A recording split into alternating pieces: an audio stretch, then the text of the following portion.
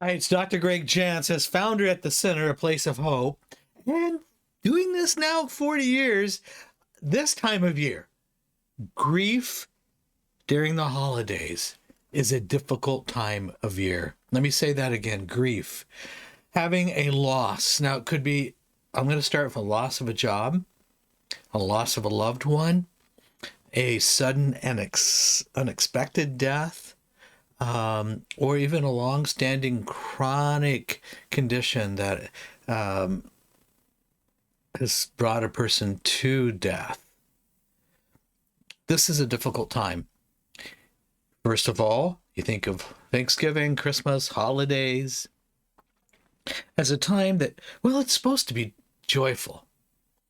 And the expectation is, and you look around and we see decorations, maybe commercials, but the images that were being shown are inconsistent with what we're feeling. And grief can be a form of depression.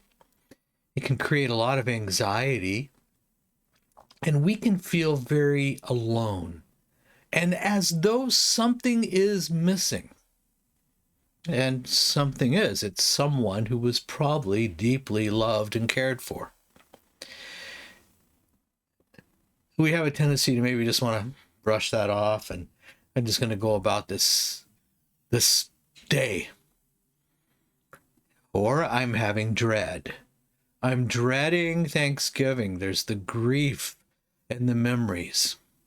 You may find yourself even going through a photo album and going, wow, what happened? Where is my loved one? What's going on? We begin to question is what happens. We question, and the two emotions that maybe we'll feel and we need to look out for is, one is anger, just a resurgence of that intense anger that comes at times in those waves of grief. There can also be a deep sadness. It's anger, it's sadness, it's emotions up and down, it's a numbness. Grief can surprise us because we may feel one way and then we feel a different way. The sense of loss can cause us to want to isolate.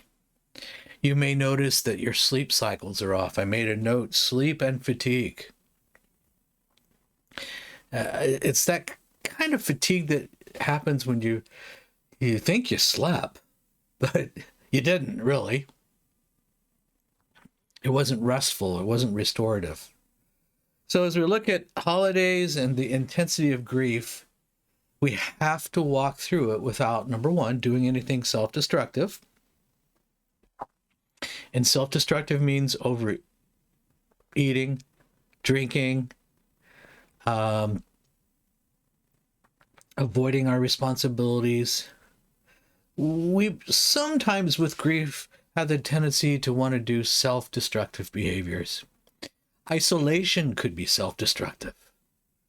Hiding away. Just want to acknowledge how difficult this can be.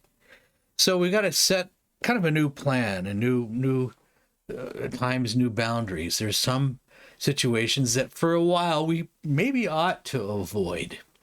And I don't mean isolate, but there's times where we need a break from the intensity of the memories and maybe a pause on doing something we used to do. But finding a way, or being with people that we usually are, but make sure I'm not alone and make sure I'm with somebody else and other people who love and care for me. But I begin to set a pattern of setting new traditions, new emotions. And I need to adjust some expectations. This time of year may not be the most joyous. I need to walk through this time of year for the next few years. I need to know that just this season, from the weather changes to the day changes to the darkness that comes early, that it may trigger the emotions that I want to avoid, those so uncomfortable emotions of grief. Loss causes us to question why. Why? We may have asked ourselves that so many times. Why did this person die? Why? And we begin to ruminate and look for answers that simply aren't there. All right, here's the key.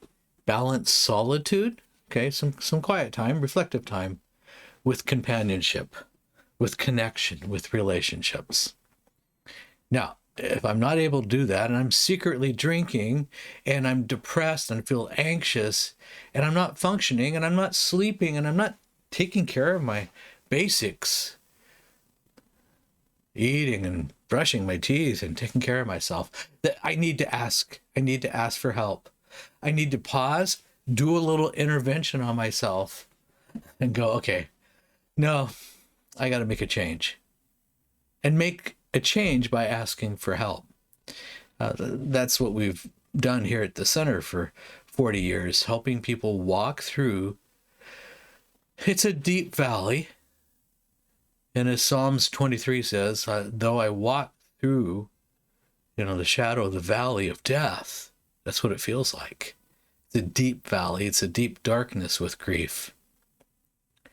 But I have to keep walking and ask for the right kind of help.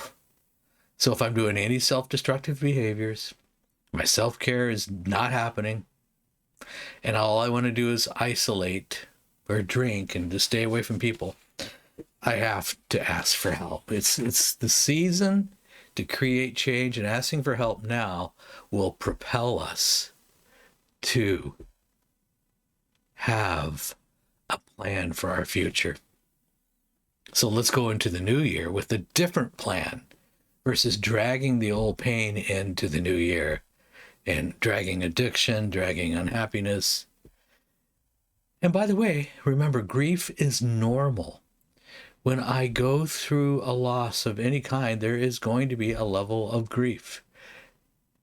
We manage grief by not allowing the lie of grief, the lie that I'm no good, my life is over, and things are just going to get worse from here. See, grief can lie to you.